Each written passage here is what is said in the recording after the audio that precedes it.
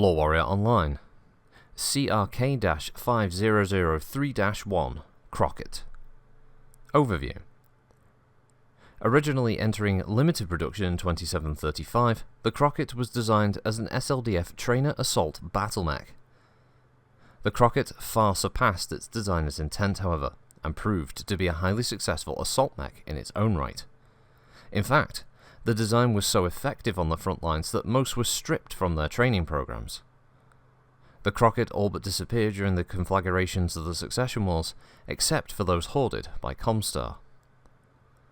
During the 3030s, the design had a rebirth of sorts, as numerous stripped-down versions of the mechs were given to the DCMS as part of Primus Mindo Waterley's deal with then Cunray, Theodore Curita. To deflect away any speculation of the mech's origins, the new design was renamed the Katana. Capabilities. Although designed as a training platform, Blackenberg took seriously the Quartermaster Command's request that the new trainer should itself be battle-worthy. Its wide mix of weapons and the extra mobility of jump jets all add to the machine's training potential, while simplified controls make the Crockett ideal for green mech warriors. Two Blackenberg 25 extended-range large lasers provide the Crockett's punch at distance, and are backed by a Blackenberg LB-10-X autocannon. Short-range firepower is supplied by a pair of ever-reliable Holley SRM-6 launchers, and two Dodd small lasers round out the design. The Crockett's signature maneuver in combat is to whittle down an opponent's armor at distance using its long-range weaponry. As the range closes, the Crockett uses its jump jets to prevent it from being accurately targeted, and then jumps behind its enemy. This forces the target to either turn and face the Crockett, thus exposing its rear to the Crockett's lancemates, or lets the Crockett have free rein to target their opponent's weaker back armor. Deployment. Once widely deployed across the entire inner sphere, the Crockett's primarily now fielded by Comstar and Word of Blake, and is occasionally seen in clan second-line forces. The design saw heavy action on Tukiad and during Operation Odysseus. By far the largest contingent of Comstar troops on Terra to survive the initial Word assaults was the Sandhurst Training Regiment. Despite their commander's assassination and the bombing of their own barracks, the survivors made an orderly withdrawal from the college. Knowing the London drop port was in enemy hands, the cadets withdrew west, toward Wales, hoping to find transport at a seaport or to use one of the transatlantic tunnels to escape to Ireland or North America.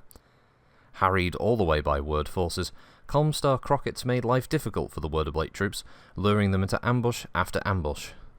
The remnants of the Sandhurst Regiment were eventually crushed, though a number of cadets are believed to have survived the battle. Variants. As part of Comstar's massive rearmament drive in the 3050s, former Presenter Marshal Anastasius Focht ordered the reopening of Blackenberg's mech division, and new 5003-1 Crockett's began striding off the production lines by early 3054. Following the loss of Terra, Comstar looked to expand the Ralzelhag Republic's battle mech facilities to produce mechs for the Comguard. With Comstar funding the expansion, Grumium Creations began to produce the 5000-3 variant in 3062 and the 5004-1 a year later. Notable mech warriors. Fer de Lance.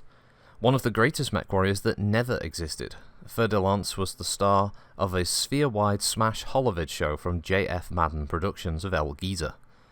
Debuting over 250 years prior to the Immortal Warrior, the mysterious female warrior piloting a boldly painted golden Crockett was known as a champion of the downtrodden and defender of the weak. Cadet Epsilon II Duncan Ferguson.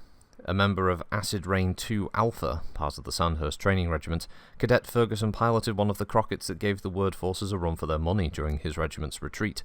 Blown out of his mech in the final battle outside of Lampeter, Ferguson is believed to have been killed, though his body was never found.